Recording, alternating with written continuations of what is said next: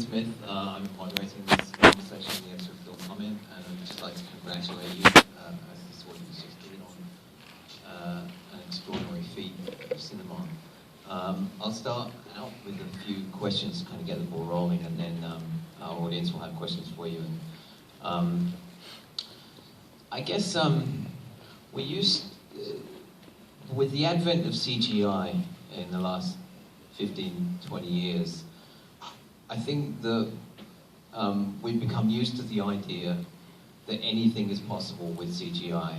And when I first saw the film from 6 or 7 months ago, I really just assumed this was just another use of, particularly spectacular use of CGI. It was only when I began to kind of look into what went into the making of this film that I realized that I was completely wrong, and that you, in effect, had to invent a completely new way of making a film, and that puts you in the kind of, unique company of people like Steven Spielberg, James Cameron, maybe Stanley Kubrick. I'd like you to just take us through the process of how the film, how you achieved the effect of this film. What I would add is probably the reason why doing this in a traditional CGI way wasn't possible was because of the factor of zero gravity and the various kind of physics of being in zero gravity. And that led you to come up with to invent a solution completely from the ground up. So if you could take us through that would be really interesting. Well, first of all, thank you everybody for being there. I guess that a lot of you are just sheltering from the cold, because I hear it's very cold out there. But thank you. And the thing about CGs is like any other tool in cinema. Those are tools, and I think it depends on the creative in the creative side of what you do with those tools.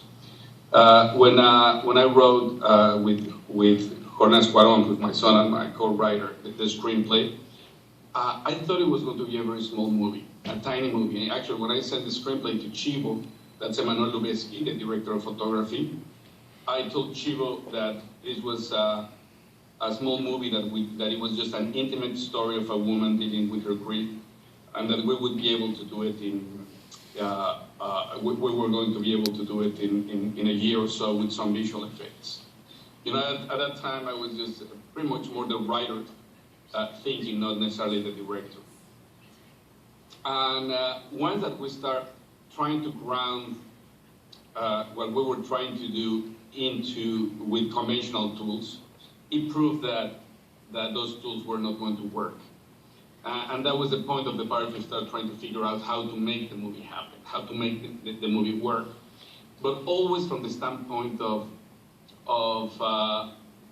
the source material, of the thematic and cinematic journey that we wanted to convey.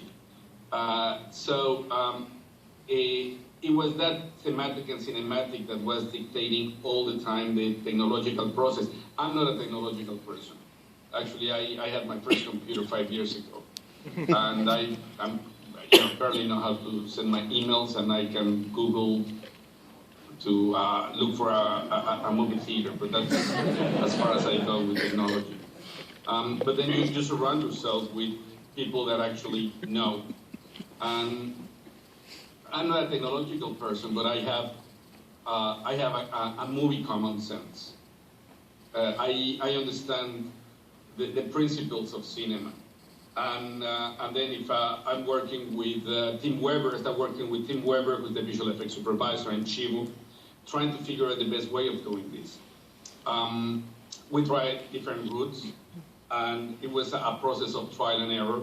We started doing previous are very rough animations.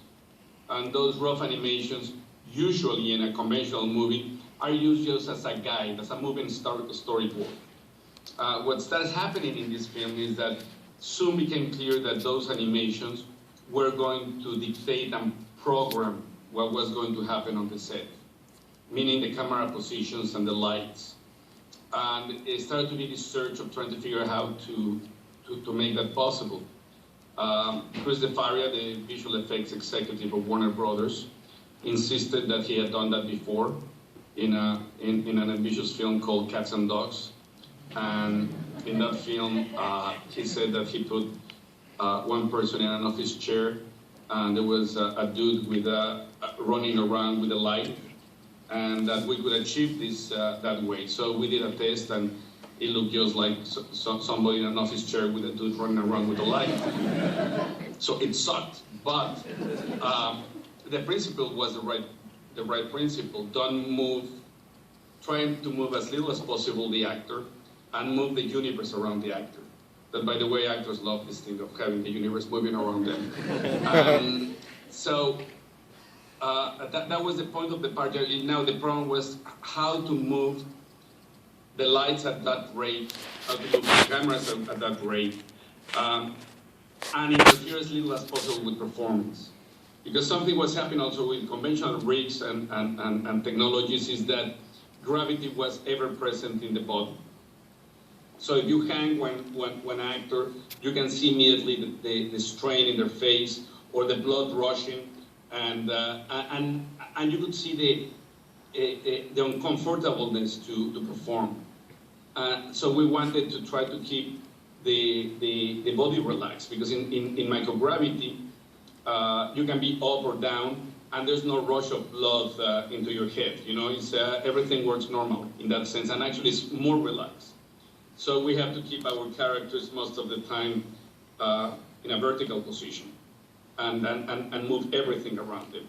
And that's how we start trying different things. We start inquiring about other technologies, robotics, for instance, and we learn about the system of the robots that they use for to build cars, adapting those robots with the camera ahead.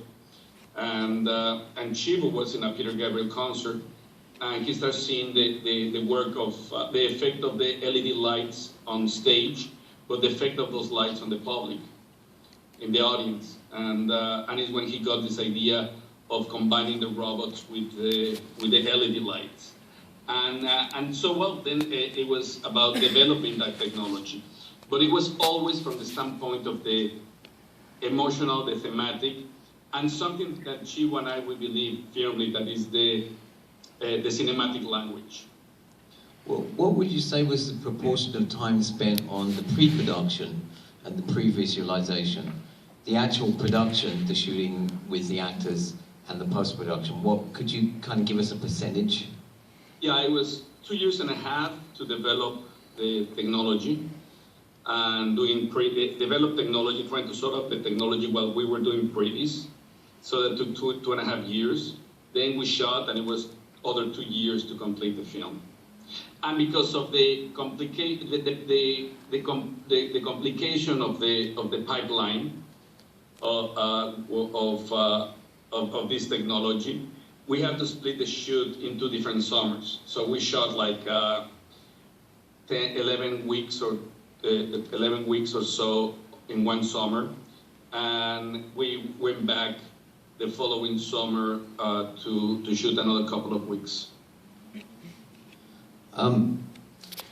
There's been a lot of